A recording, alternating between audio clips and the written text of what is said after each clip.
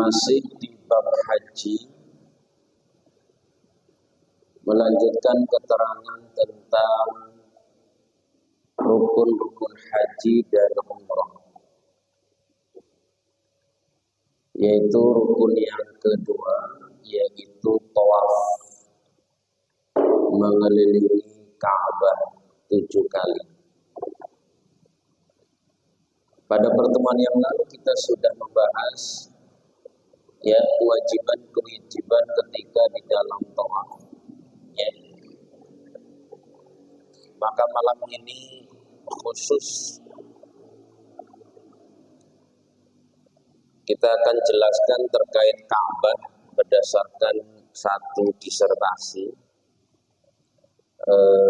mahasiswa S3 UIN Surabaya terkait Ka'bah,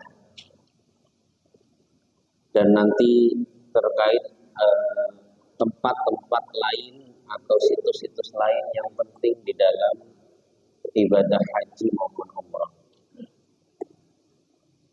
Bapak hadirin sekalian, Ka'bah itu artinya apa? Ada yang tahu? Coba bisa cari di internet. Ka'bah itu artinya apa?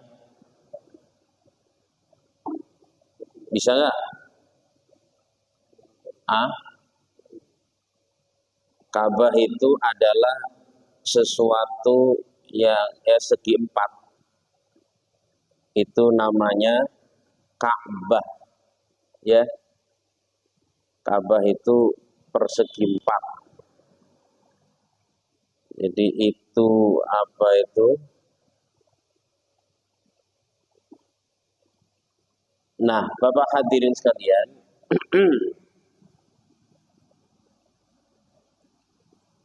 ada yang nemu nggak penjelasannya? Coba bacakan.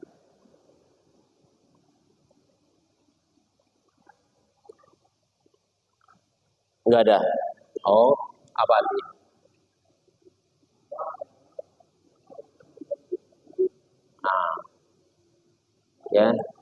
Ya. Jadi Ka'bah itu aslinya maknanya persegi empat alias kubus. Ya. Nah, yang perlu dipahami Bapak hadirin sekalian, bahwa pada masa Nabi Ibrahim, Ka'bah itu termasuk yang biasa kita sebut namanya Hijr Ismail. Jadi Hijr Ismail itu dulu bagian termasuk Ka'bah. Jadi persegi empat, ya. Jadi ada yang melengkung. Nah, itulah Hijr Ismail itu bagian daripada Ka'bah.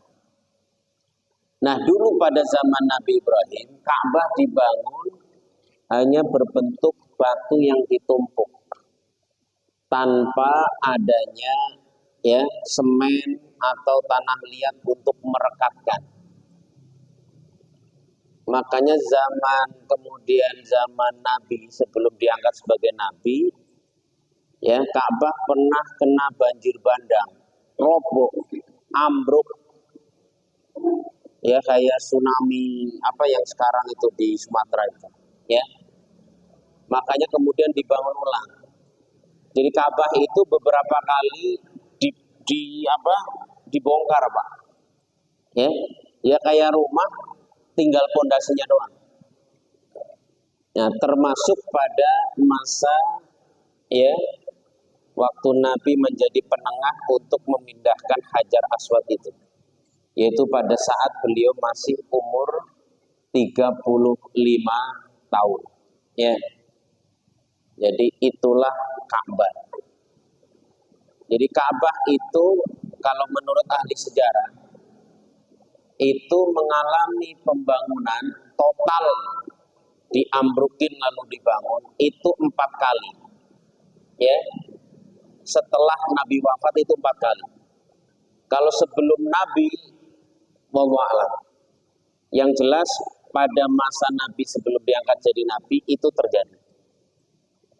Karena namanya juga bangunan, mengalami rusak bahkan sampai ambruk, roboh.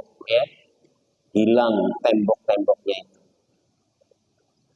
Nah, Bapak hadirin sekalian, makanya yang perlu dipahami bahwa orang yang sholat di Hijr Ismail itu sebetulnya sama dengan orang yang sholat di dalam Ka'bah.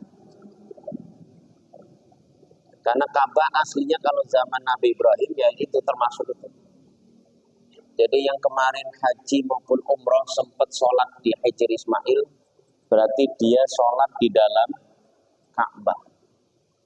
Hijr Ismail itu adalah dulu tempat kamarnya Nabi Ismail dan ibundanya. Itu Hijr Ismail. Ya, disitulah mereka berdua tinggal. Ya. Lah, lalu kemudian ketika roboh pada masa Bani Quraisy, ya, pada masa kakeknya Nabi Abdul Muthalib,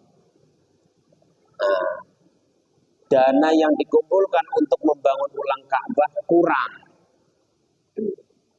Karena keyakinannya untuk bangun Ka'bah ini duitnya harus benar-benar halal.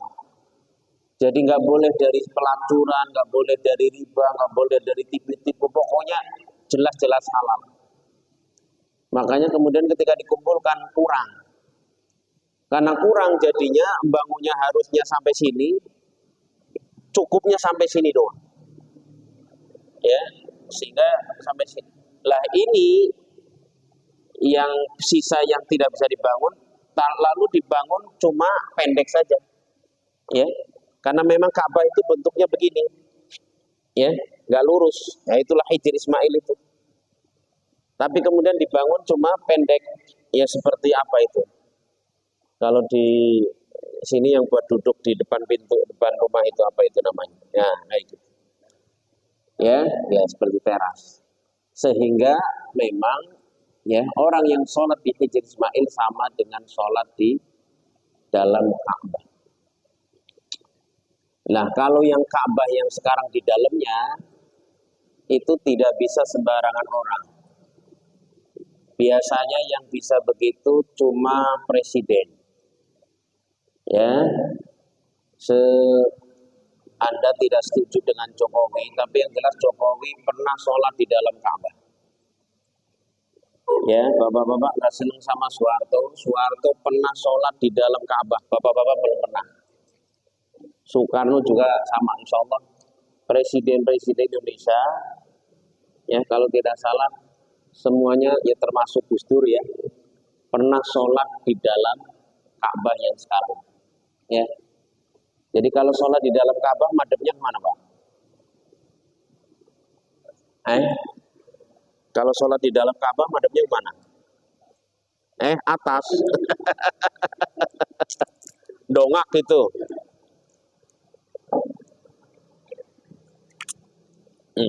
Ya, kalau di dalam Ka'bah ya madhabnya kemana aja oke. Namanya di dalam Ka'bah, pusat arah kan Ka'bah, ya. Jadi itulah Ka'bah secara umum, Bapak hadirin sekalian, ya. Kemarin sudah dijelaskan terkait panjang pendeknya ukuran Ka'bah. Nah, yang kita bahas ini bagian-bagian dari Ka'bah. Ternyata bagian-bagian Ka'bah ini penting. Pertama yang disebut dengan Hajarul Aswad, ya, batu hitam. Jadi kalau kita dengar batu hitam itu lebih ini sebetulnya. Tapi kita biasa Hajar Aswad. Hajar Aswad itu artinya apa? Batu hitam. Dikatakan sebelumnya Hajar Aswad itu warnanya putih. Tapi kemudian karena banyak disentuh orang-orang berdosa seperti kita-kita ini, jadinya berubah menjadi hitam. Makanya lebih masyhur disebut dengan Hajar Aswad. Sebetulnya kalau aslinya itu Hajar Abiyad, batu putih. Ya. Nah, Hajar Aswad ini, Bapak hadirin sekalian, sekarang itu bukan lagi seperti zaman Nabi Ibrahim. Karena Hajar Aswad itu sudah pecah. asalnya ini ya, bukel ya, pecah menjadi 8 bagian. Remuk sudah. Ada yang segini segede kelereng ya, ada yang lebih agak gedean. Itu pecah menjadi 8 bagian ya. Karena pernah ya tahun 319 Hijriah itu dicuri oleh kelompok Koromitah ya. Jadi Koromitah itu pernah nyuri. Dicuri tahun 319 Hijriah, dikembalikan 339 Hijriah. Jadi Hajar Aswad pernah hilang 20 tahun. Pernah hilang, Pak. Jadi di pojokan yang situ, yang apa ini, di dekat Rukun Yaman itu Hajar Aswad nggak ada selama 20 tahun. Ya, selama 20 tahun nggak ada. Nah, ketika dicuri ini waktu dikembalikan pecah menjadi 8 bagian. Yang setiap bagiannya itu ya segede biji kurma lah. Ya, segede kelereng seperti itu. Ya. Lalu karena pecah, untuk mengumpulkan kembali biar bersatu, dicetak pakai perak. Ya, makanya kan perak kan Pak itu Pak. Ya, bentuk itunya itu perak. Di sini nggak ada ya fotonya ya. Putih kan? Nah itu perak itu. Jadi itu bukan Hajar Aswad. Hajar Aswad itu di dalamnya beringkilan-beringkilan kecil yang segede apa biji kurma. Ya. Kalau yang itunya itu peraknya itu ininya apanya cetakannya, pengikatnya. Nah, itu diikat tahun 6 ya, 64 Hijriah. Ya. Jadi pecah lalu ya memang pecahnya sudah lama ya. Pecah diikat ya kadang ya namanya ya logam ya rusak juga. Diganti lagi pengikatnya, cetakannya diganti lagi. Ya. Dengan cetakan yang lebih bagus. Ya. Yang lebih bagus. Makanya kemudian kalau kita berebut mencium batu Hajar Aswad itu memang berbahaya. Sehingga biasanya di dekat situ ada askar yang menjaga, ya. Biar jangan sampai copot apalagi kemudian jatuh pecah. Nah, itu bahaya itu, ya. Itu Hajar Aswad Bapak hadirin sekalian, ya. Jadi pernah pecah, ya. Lalu bagian yang kedua yang tidak jauh dari Hajar Aswad itu yang kita kenal dengan istilah multazam. Ya. Multazam itu apa? Kan kita sering doalah di multazam, itu mustajab itu di situ. Multazam itu antara apa itu pintu Ka'bah dengan Hajar Aswad kan? Ya. Itu ada tempat namanya multazam, sempit di situ. Multazam itu kan artinya konsisten. Ya, multazam lazim. Multazam jadi yang konsisten. Nah, multazam. Kenapa disebut multazam? Karena Nabi setiap kali tawaf, ya, setiap satu putaran, lalu kemudian ya ke situ menempelkan pipi, ya, dada, kedua tangan ke tembok Ka'bah. Ya, makanya bapak-bapak kalau melihat orang ya begini di Ka'bah itu memang mempraktekkan apa yang dipraktekkan oleh Nabi. Tetapi sebetulnya prakteknya di mana? Di multazam antara Hajar Aswad dan apa? Pintu Ka'bah itu. Nabi begini, ya. Nah, ini anunya, ya. Dan disinilah memang diyakini sebagai tempat yang Allah kabulkan doanya, ya. Jadi itu. Misalnya ada sahabat Abdullah bin Amr, ya, setelah tawaf, sholat, kemudian menyentuh Hajar Aswad, kemudian berdiri antara Hajar Aswad dan pintu Ka'bah, seraya menempelkan dada, kedua tangan dan pipinya ke tembok Ka'bah. Ketika ditanya, ini sebagaimana dalam hadis, dia mengatakan, aku melihat Rasulullah melakukan hal yang demikian.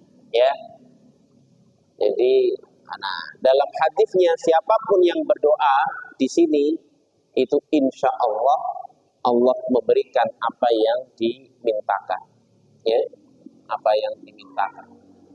Ya, memang betul itu, betul. Ya, mudah untuk dikabulkan. Bagian yang ketiga yaitu yang namanya Hijr Ismail atau istilah lainnya Al-Hatim, ya. Al-Hatim, ya. Al-Hatim, ya.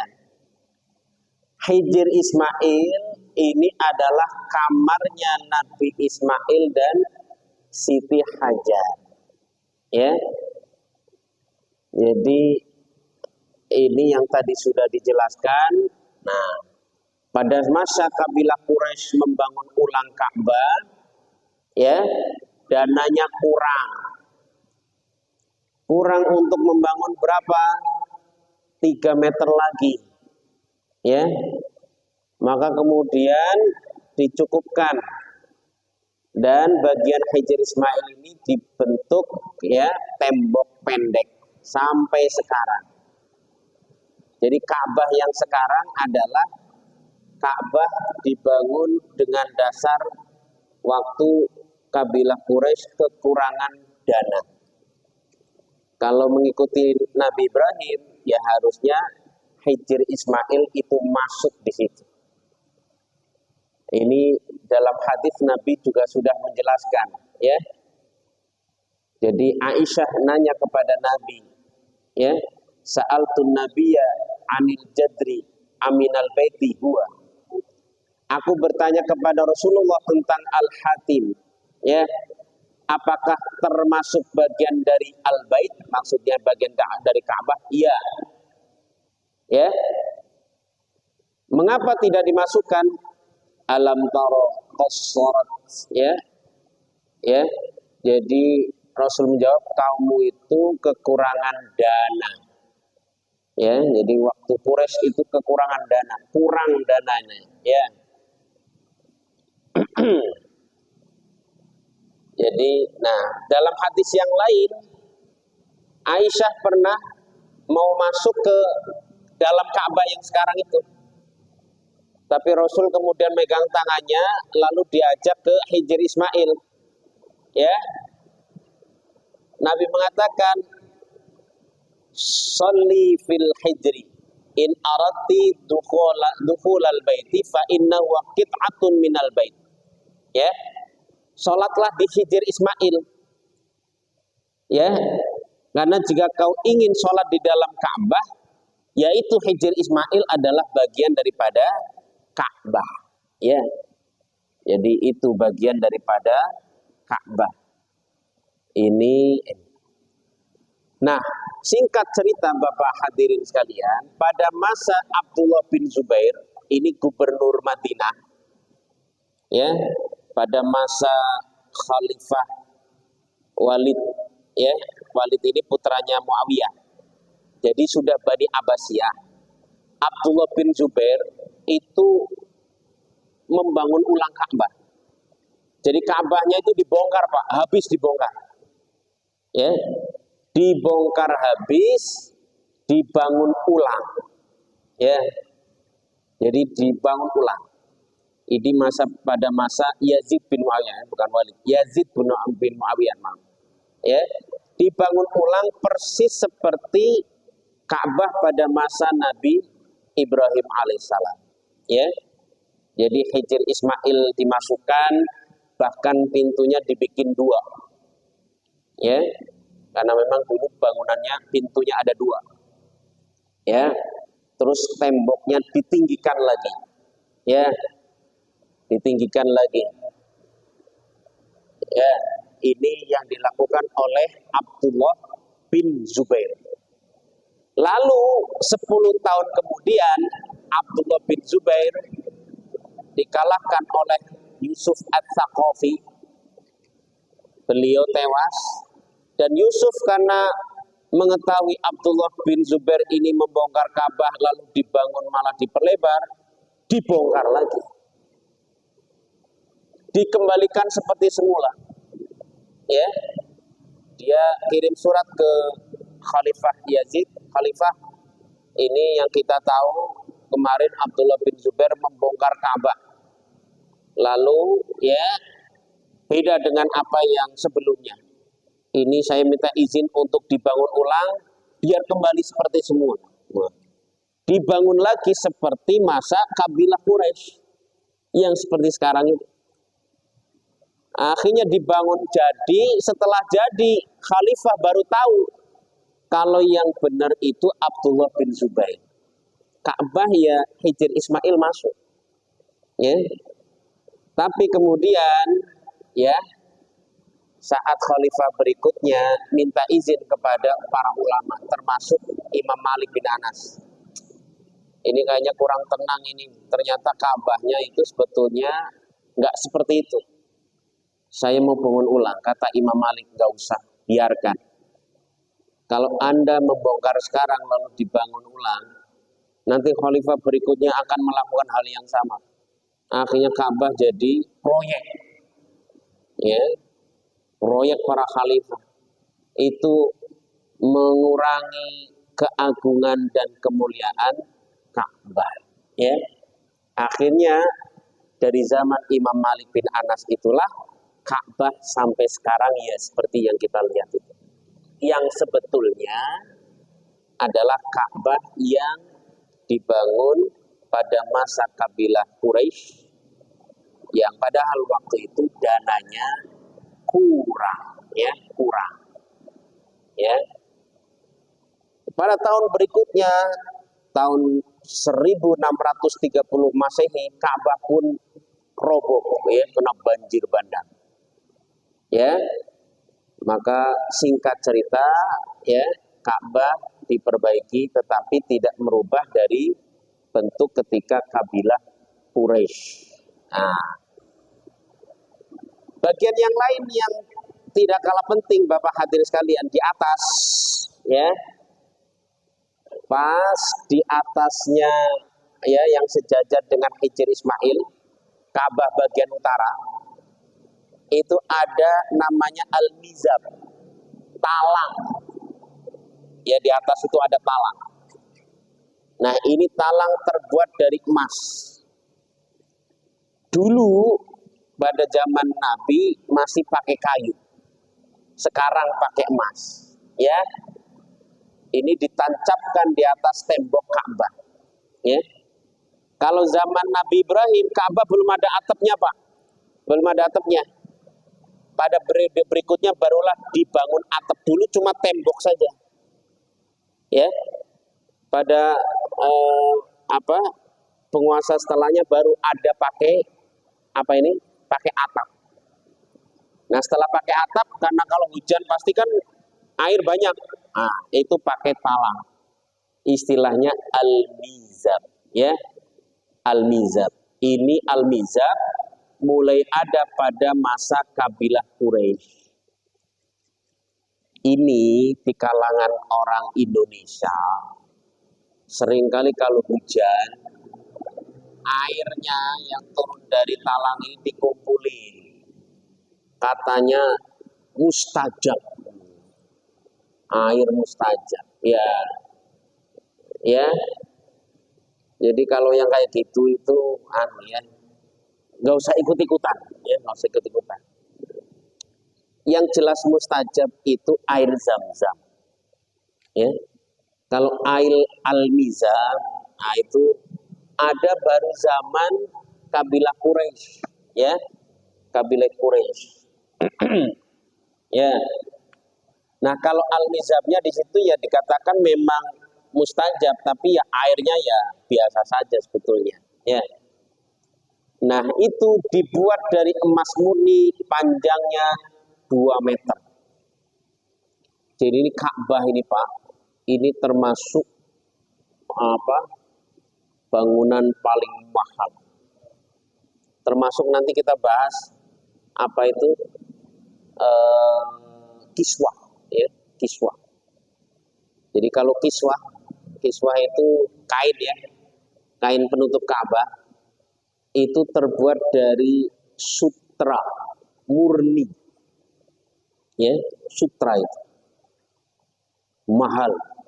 Dan pemerintah Saudi itu pabriknya khusus hanya untuk bikin kiswah, ya, itu nanti kita bahas, ya. Jadi mizab ya, mizab ini ya terbuat dari emas, panjangnya 2 meter lebih 53 cm. Jadi 2,5 meter. Lebarnya 26 cm, tingginya 23 cm. Ya. Itu mizab, Pak, mizab. Ya. Ini Yang tidak kalah penting adalah ini kayaknya belum pernah dengar, saya yakin Bapak-bapak. Namanya Shadirwan. Shadirwan itu bangunan di atas pondasi. Jadi nih, Bapak hadirin sekalian, kalau kita lihat Ka'bah, ini Ka'bah nih, ya. Terus samping sini ini ada kayak pondasi, ya. Ini buat ngikat gelang-gelang kain kiswah itu. Ya, di sini-sini nih. Ini namanya Shadirwan. Ya. Nah, Shadirwan ini penting. Kenapa? Ini untuk mencegah bangunan Ka'bah kena banjir. Jadi ini menguatkan nih, biar pondasinya nggak kena.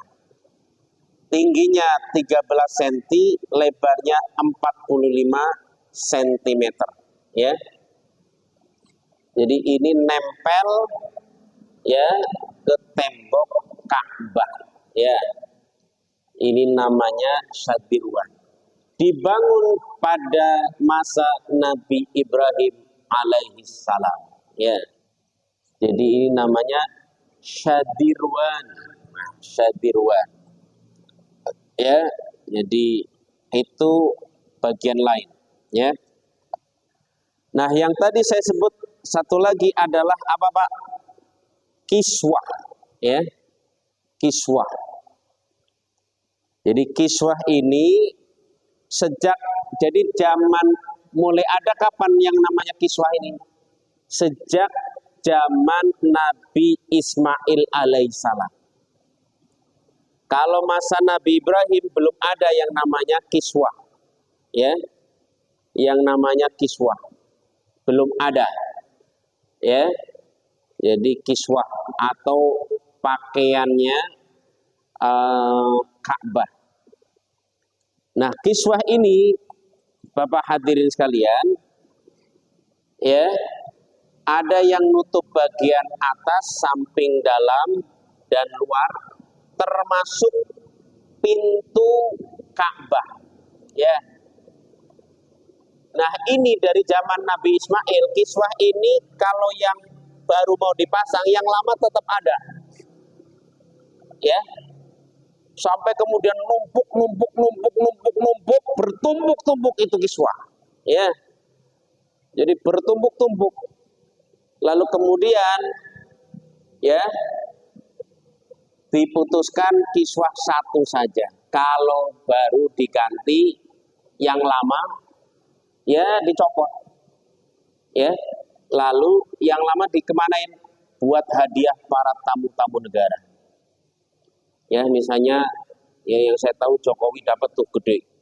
Nah, itu dapat itu hadiah kiswah. Ya, kiswah yang dulu sebelumnya adalah disusun, ya, sehingga memberatkan Ka'bah. Kalau sekarang kiswah lama diberikan hadiah untuk tamu-tamu negara, ya, baik pejabat, tokoh ulama dan lain-lain sebagainya. Ya, itu namanya kiswah. Nah, Ka'bah sendiri ketika melepas kiswah diganti dengan yang baru, biasanya tanggal 9 Dzulhijjah. ketika Ka'bah sepi, nggak ada jamaah. Pada kemana itu? Tanggal 9 pada kemana? Pada mau wukuf di Arafah. Ya. Jadi itu Ka'bah dicuci, Pak. Jadi kenapa nunggu jamaah sepi? Karena ada kayaknya itu orang Jawa kayaknya. Bekas cucian air Ka'bah dikumpulin. Pernah terjadi begitu itu. Katanya mustajab gitu ya. Ya kan gitu kan, orang-orang kita begitu. Orang Jawa apa Sunda itu ya? Ya kira-kira gitulah, sama lah ya. 11-12 kayaknya. Makanya nunggu sepi, orang Jawa nggak ada. Orang Indonesia lah. Orang Indonesia nggak ada, baru itu. Ya, kiswah dilepas, Ka'bah dicuci. Karena tembok Pak, tembok tetap ya. Ya mungkin kena debu dan sebagainya, ya dicuci, dibersihkan. Nah itu nunggu sepi, nggak ada orang. Nah disitulah kemudian kiswahnya diganti, ya diganti. Ada kiswah penutup Ka'bah, kiswah bagian atap, kiswah bagian samping, ya itu diganti semua. Ya. Ini bagian daripada Ka'bah. Yang tidak kalah menariknya adalah gembok Ka'bah. Ada lagi kunci Ka'bah, ya. Jadi kunci Ka'bah ini ya sudah ada dari awal dan pemegangnya khusus ya keluarga Utsman bin Tolhah sampai sekarang terus ya. Ini gemboknya, apa kuncinya? Jadi kuncinya. Ya, ini dulu pernah sampai hampir berdarah-darah memperebutkan kunci Ka'bah ini. Terus yang tidak kalah pentingnya adalah gembok Ka'bah. Ini di sini dibahas, Pak. Jadi gembok Ka'bah itu ternyata spesial ya. Kan bisa dilihat tuh ya. Di gambar-gambar Ka'bah ada kaum gemboknya. Nah, itu baru ada pada masa Sultan Abdul Hamid II. Tahun 1309 Hijriah. Sebelumnya berarti kuncinya langsung nempel, Pak. Ya. Kuncinya langsung nempel. Nah, kalau zaman Abdul Hamid II itu pakai gembok, baru pakai kunci. Jadi ini Bapak hadirin sekalian, termasuk ya lantai Ka'bah. Itu keramik berwarna putih dikelilingi keramik hitam yang berfungsi sebagai garis ya. Jadi itu apa itu bagian lantai daripada Ka'bah. Ya.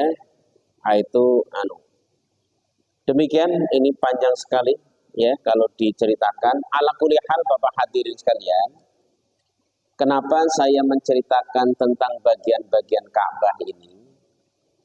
Untuk mengingatkan kepada kita bahwa Ka'bah itu ya bangunan.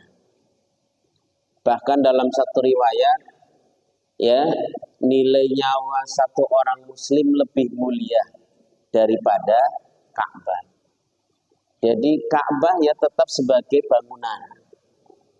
Tidak boleh diperlakukan berlebihan. Bahwa ya Nabi mengajarkan misalnya mencium hajar aswadnya atau menyentuhkan dada, pipi dan telapak tangannya ke Ka'bah, itu iya.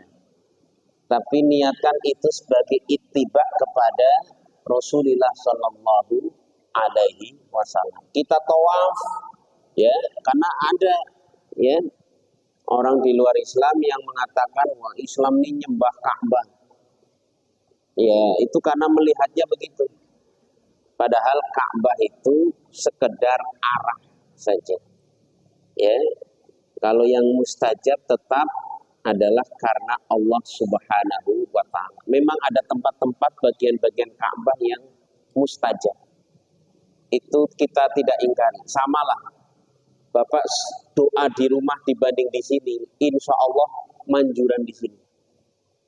Karena kalau di rumah itu ya jarang buat ngaji, ya kan? Bener nggak? Buat sholat jarang di. Nah, kalau di sini kan insya Allah ya orang maksiat jarang. Tapi yang banyak adalah ibadah, sehingga itu menjadi tempat yang mustajab.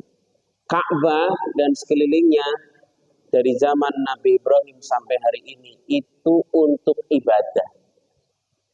Kenapa kemudian diagungkannya begitu? Sama Masjidil Aqsa juga begitu. Dan dikatakan termasuk penyebabnya adalah karena di Masjidil Aqsa dimakamkan tidak kurang 1000 nabi di situ. Sehingga menjadi tempat yang mulia. Ya, karena digunakan untuk perilaku yang mulia. Sehingga dengan begitu ya, kalau kita datang ke Masjidil Haram ya, kemudian mendekati Ka'bah, itu memang semata-mata karena ingin ibadah kepada Allah Subhanahu wa Ta'ala. Sampai di sini ada pertanyaan?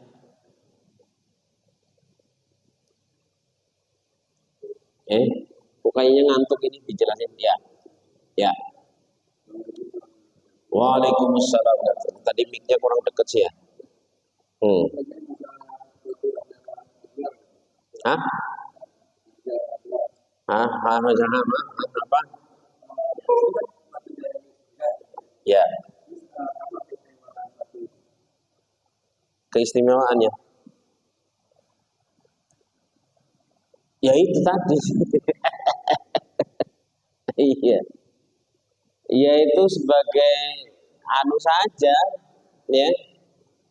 Sebagai ya batu dari surga. Ya kalau ditanya keistimewaannya ya karena dia berasal dari surga.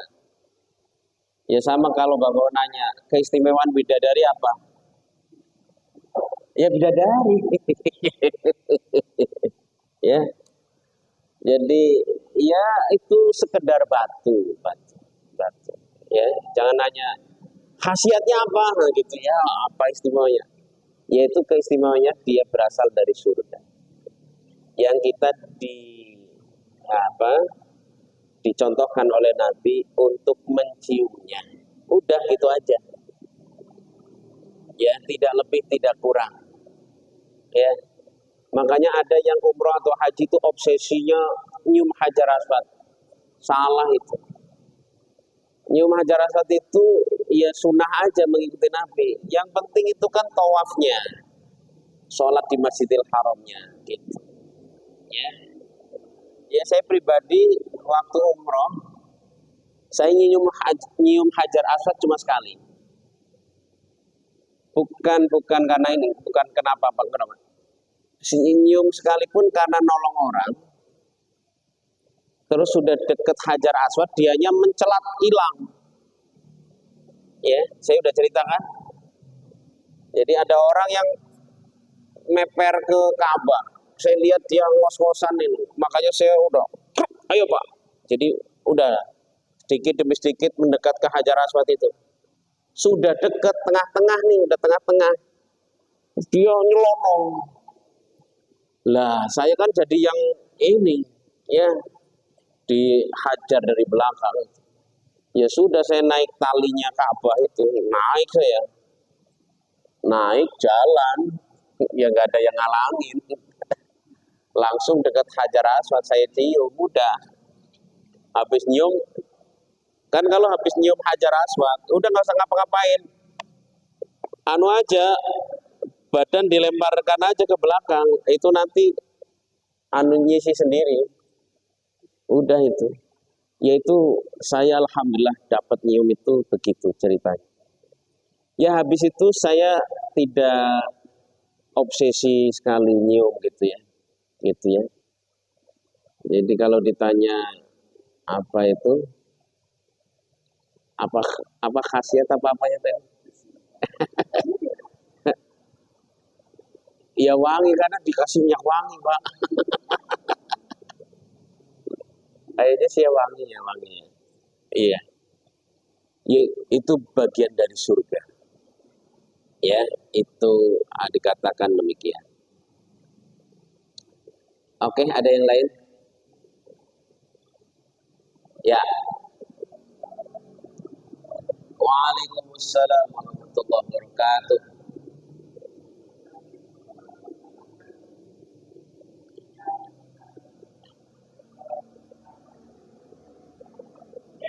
Ya, betul.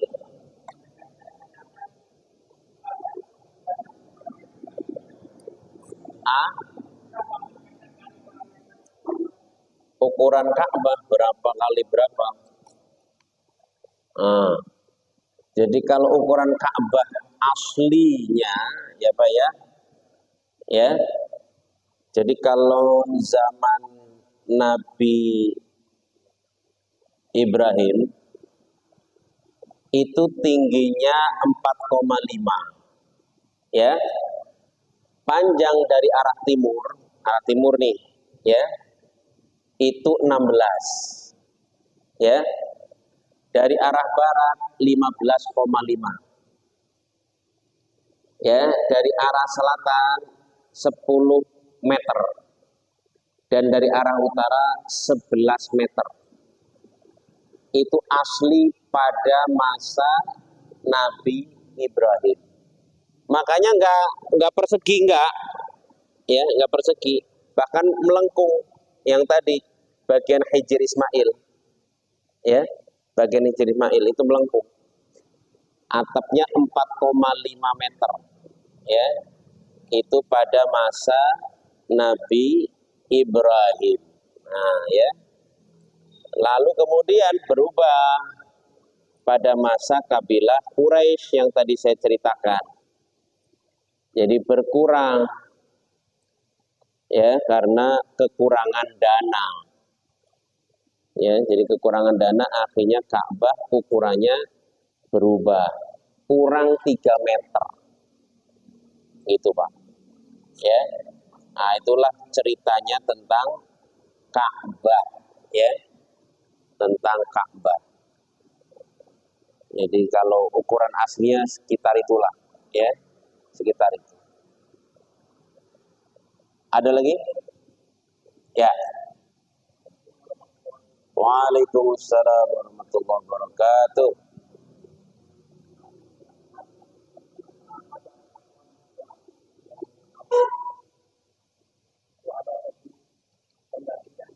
Nggak ada, nggak ada. Ya udah bolong. Sebetulnya makom Ibrahim itu juga mau dicolong. Cuma bedanya kalau kalau Hajar Aswad kan nempel tuh, merekat. Kalau makom Ibrahim waktu itu bisa dipindahin. Jadi waktu terjadi kemelut, dipindahin ke dalam, ya, ke dalam Ka'bah, dikunci. Nah, Koromitoh datang tuh, nyari makom Ibrahim nggak ada, adanya Hijr Ismail, Hajar Aswad. Hajar Aswad yang diambil, ya. 319 Hijriah dibalikin 339 Hijriah. 20 tahun hilang. Ya. Jadi Ka'bah pun, ya, ibadah haji pun pernah tidak dilaksanakan, itu juga pernah, Pak. Kalau nggak salah selama 10 tahun apa ya, pernah terjadi juga. Ya, jamaah haji umroh nggak ada. Ada, pernah terjadi. Jadi kalau ditanya ganti, nggak ada. Ya bolong. Bolong, Pak, bolong. Ya, ya, ya kan kalau aslinya ketika kita tahu kan sunahnya istilam. Istilam itu kan nyentuh, ya. Jadi kalau Nabi itu start dari Hajar Aswad disentuh, set. Pas pojokan lagi di rukun Iroki, rukun Sami itu disentuh lagi, set gitu.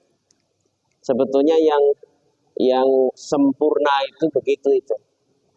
Nah, kalau kita sekarang berhubung nggak bisa set, jadinya begini aja, apa, ya, ini ya tidak bisa menyentuh, istilam gitu. Nah, yang disentuh Hajar Aswad. Nah, Hajar Aswad pas nggak ada gimana? Ya sudah itu yang anunya, bolongnya itu di situ disentuh. Ya, jadi nggak ada gantinya, nggak ada gantinya. Nah, kalau makom Ibrahim aman. Jadi kalau kita baca sejarah Ka'bah sendiri, Pak, ya, ya banyak peristiwa yang ini luar biasa gitu terjadi. Ya, kita kan sekarang udah menikmati indahnya. Tapi dulu itu begitu. Pernah dirobohkan. Kan nggak boleh terjadi perang. Zaman itu ya banyak yang mati di sekitar Ka'bah itu. Ya, pernah terjadi begitu. Nah, kalau sekarang umat Islam jaga banget. Jangan sampai kalau toh perang Israel dengan bangsa-bangsa Arab tidak sampai ke Mekah Madinah. Ya kan tahun 47 apa ya? Kan pernah terjadi perang itu antara Israel dengan negara-negara Arab. Israel menang. Nah, gitu. Makanya kemarin ketika Israel, ya sampai sekarang lah, Israel begitu nggak berani bangsa Arab, soalnya pernah kalah, kapok udah. Ya, dilawan banyak negara, Israel tetap menang. Kan ada berapa sih, 22 ya di Timur Tengah itu. Kalah, Pak. Coba bayangin Israelnya. Nah, sekarang ya udah Palestina digituin, ya tidak bisa ya bertepuk dada melawan Israel. Begitu ya. Jadi 20 hilang, nggak ada gantinya. Terus diambilin batu dari mana gitu, wah ya nggak ya. Gitu. Oke. Apa lagi? Hah? Ya.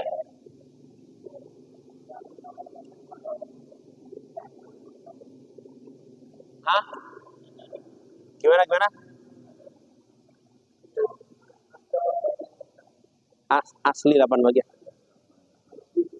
Iya, 8 bagian. Hanya 8 bagian. Ada fotonya di sini. Memang beringkilan-beringkilan. Tinggal 8. Hajar Aswad. 1, 2, 3, 4, 5, 6, 7, 8. Ada yang kecil banget segini. Betul-betul tinggal 8 biji. Ya. Ini ada gambarnya di sini. Nih. Kelihatan nggak? Nggak kelihatan. Nanti ke sini. Hah? Ah? Kenapa? Iya, ya bisa jadi. Wallahu alam. Iya. Jadi ya itu. Makanya ya termasuk tadi pertanyaan ini. Ketika Umar bin Khattab nyium Hajar Aswad kan, mengatakan ini a'lamu annaka hajarun la tadurru wa la tanfa'u walaula anni ra'aitu Rasulullah sallallahu alaihi wasallam yuqabbiluka ma qabbaltuka. Ya. Sungguh aku tahu, ya, ini alamu annaka wahai Hajar Aswad, kau itu ya cuma batu yang tidak punya bahaya, tidak pula punya manfaat. Andaikan aku tidak melihat Rasulullah menciummu, saya nggak akan menciummu, kata Umar bin Khattab itu. Iya. Jadi kita mencium semata-mata mengikuti apa yang Nabi lakukan. Udah sekedar itu. Jangan terus doa di situ, dihajar orang itu. Lah kan nyium sedetik aja udah. Kalau doa kan berarti semenit. Oh, kena. Ya ada teman saya ditarik itunya, tasnya itu kelamaan. Iya. Nyium ya, udah itu satu-satunya kesempatan. Nggak bisa, nggak bisa. Apalagi itu sambil doa gitu, nggak bisa itu, nggak bisa. Kecuali tadi Bapak Presiden Baru itu askar jaga. Tolong ya, 5 menit saya mau nyium Hajar Aswad bisa. Tapi harus jadi presiden. Itu. Iya. Ya sejelek-jeleknya siapapun presiden kita itu yaitu istimewanya gitu ya. Karena ya tetap Indonesia penting sekali, penting sekali.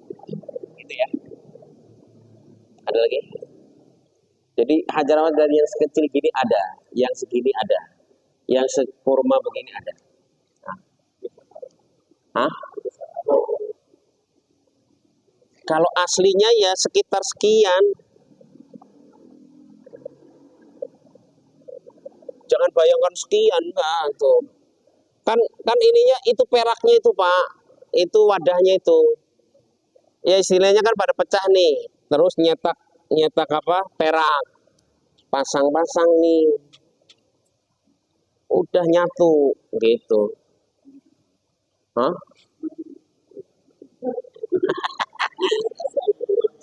Iya. Iya batunya itu sekian lah. Sekian itu kalau dikumpulin. Cuma sekian.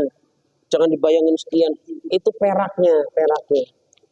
Kan kalau kita lihat ini kan, ya itu kan kemudian untuk biar orang kepalanya masuk, wut gitu. Kalau aslinya batunya masih utuh itu ya nggak gede-gede amat. Ya sekian lah. Iya. Oke. Iya. Penasaran amat ya.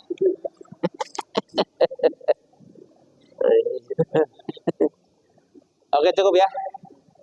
Demikian kita tutup dengan kafaratul majlis. Subhanakallahumma bihamdika asyhadu an la ilaha illa anta astaghfiruka wa atubu ilaik. Assalamualaikum warahmatullahi wabarakatuh.